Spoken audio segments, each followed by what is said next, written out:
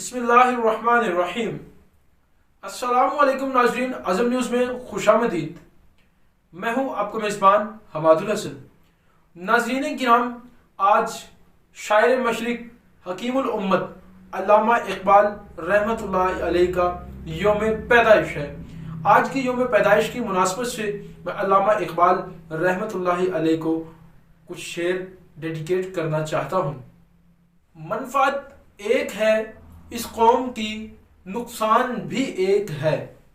मनफात एक है इस कौम की, नुकसान भी एक है।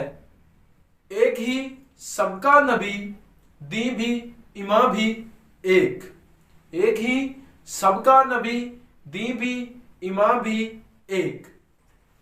हर में पाक भी, अल्लाह भी, कुरान भी एक। हर में पाक भी, अल्लाह भी, कुरान भी एक। कुछ बड़ी बात थी जो होते मुसलमान भी एक। कुछ बड़ी बात थी जो होते मुसलमान भी एक। दूसरा शेर इलामा साहब की नजर करूंगा। निकाला हमको जन्नत से, निकाला हमको जन्नत से फरेबे जिंदगी देकर। निकाला हमको जन्नत से, निकाला हमको जन्नत से फरेबे जिंदगी देकर। एक दफा फिर सुनिएगा। निकाला हमको जन्नत से फरेबे जिंदगी देके। निकाला हमको जन्नत से फरेबे जिंदगी देके।